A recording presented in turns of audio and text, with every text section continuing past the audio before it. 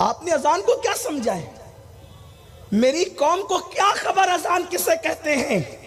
جو اذان پڑھتا ہے جتنی دیر تک اتنی دیر تک اس کے سر پہ اللہ کا ہاتھ ہوتا ہے، اس کے سر پر خدا کا دست قدرت ہوتا ہے، اور جو اذان سن کے اذان کے کلمات کو دہراتا ہے اس کے سر پر بھی اتنی دیر تک دست قدرت ہوتا ہے، اور جب وہ اذان میں اللہ اکبر اذان پوری کر کے اذان مکمل کرتا ہے تو دست قدرت رکھنے والی قدرت کہتی ہے مجھے میری عزت کی قسم جو مانگنا ہے مانگ لے میں تجھے ضرور عطا کروں گا۔ لیکن ہمیں اذان کی اہمیت کیا؟ میری قوم کے پاس تو گیم کی اہمیت ہے، میری قوم کے پاس تو کرکٹ کی اہمیت ہے، میری قوم کے پاس تو گانے کی اہمیت ہے، میری قوم کے پاس تو عیاشی کی اہمیت ہے۔ اذان کو سن کر دنیا کی باتیں کرنے والوں، یہاں تک کہ میرے نبی نے فرمایا اذان ہو رہی ہو تو تلاوت بھی روک دو، اذان ہو رہی ہو تلاوت بھی روک۔ کم سے کم ایک مسجد کی اذان کا جواب دینا تاکیدی سنت قرار دیا ہے، اور امام اہل سنت نے تو فتاوی رضویہ میں روایت نقل کی ہے کہ جو اذان کو سن کے دنیا کی بات کرے ڈر ہے مرے گا تو کافر ہو کے مرے گا، اس کا ایمان چھین لیا جائے گا۔ اذان کو کیا سمجھا ہے؟ اذان کی اہمیت کیا ہے میری قوم کے نزدیک؟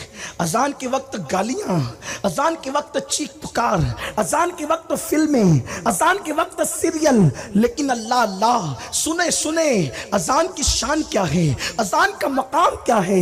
جب تک اذان دینے والا اذان دیتا ہے اور جو اذان کا جواب دیتا ہے اس کے سر پر خدا کا دست قدرت ہوتا ہے۔ سوچو اللہ اللہ، اگر کسی پیر صاحب نے سر پہ ہاتھ رکھ دیا ہم کتنا خوش ہوتے ہیں، میرے پیر کا ہاتھ میرے سر پر ہے،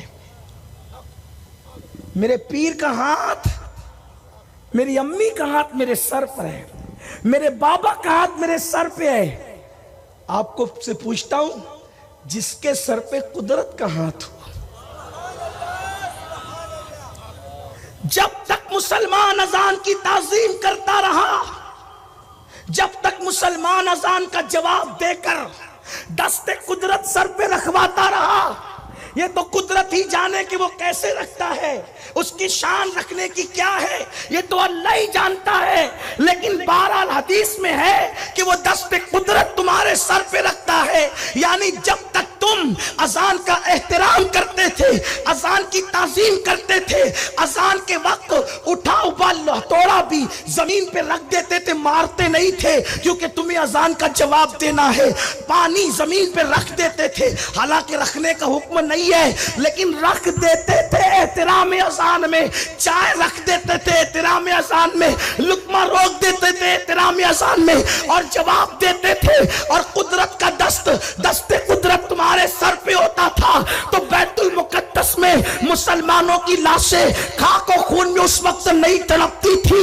عراق کی سرزمین کی عورتیں بھیک نہیں مانگتی تھی، تمہاری بیٹیاں لوجوں میں فروخت نہیں ہوتی تھی، تمہارے بچے اللہ اکبر ذلت کی چکی میں نہیں پستے تھے، تم غربت کی چکی میں نہیں پستے تھے، کیونکہ تمہارے سر پہ دست قدرت تھا۔ لیکن جب سے تم نے اذان کو معاذ اللہ جواب دینا، اس کی تعظیم کرنا چھوڑ دیا، اٹھتے ہوئے لاشیں ہیں، جلتے ہوئے مکانات ہیں، بیوہ ہونے والی بیٹیاں ہیں، 35 سال کی بیٹیاں گھروں کے اندر پڑی ہوئی ہیں، تم کروٹیں بدلتے ہو، بے قراری تمہارا مقدر، بے چینی تمہارا مقدر، گداگری تمہارا مقدر، تنگ دستی تمہارا مقدر۔ نادانو، جس کے سر پہ قدرت کا ہاتھ ہو وہ قوموں کی گداگری نہیں کرتا بلکہ وہ تو بادشاہی کیا کرتا ہے، وہ تو شہنشاہی کیا کرتا ہے، وہ تو جہاں بانی کیا کرتا ہے۔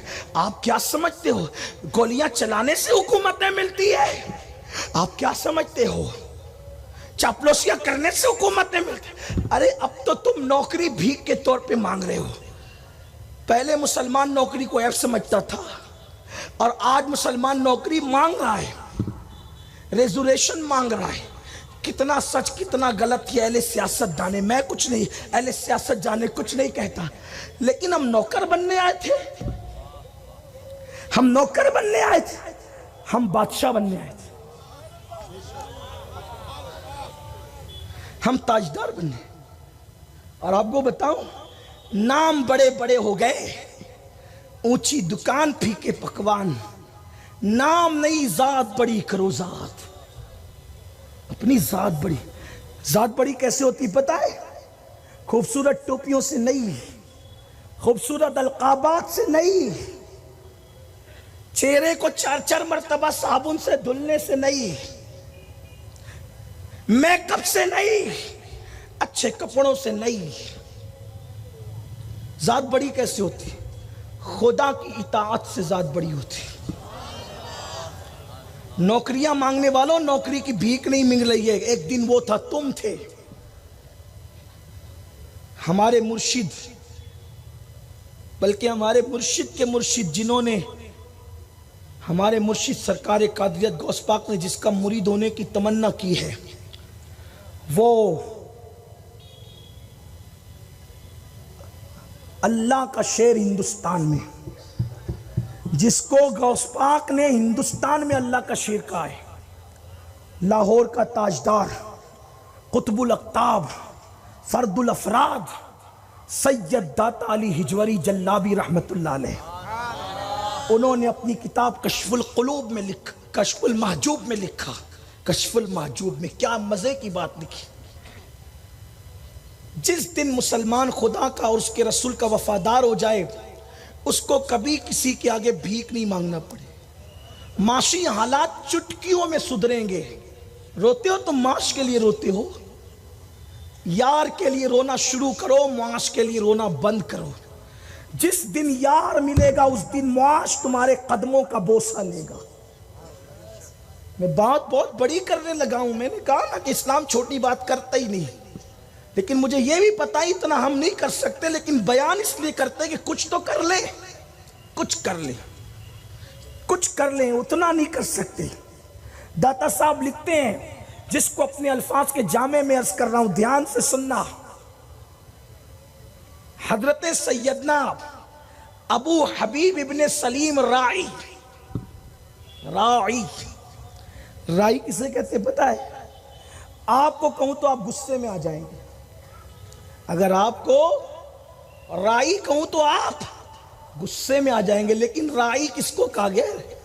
ابو حبیب، جو تبا تابعین کے دور کے ہیں، بلکہ بعض لوگوں نے ان کو تابعین میں بھی شمار کیا ہے، یعنی غوث پاک کے دور کے بھی سینئر ہیں۔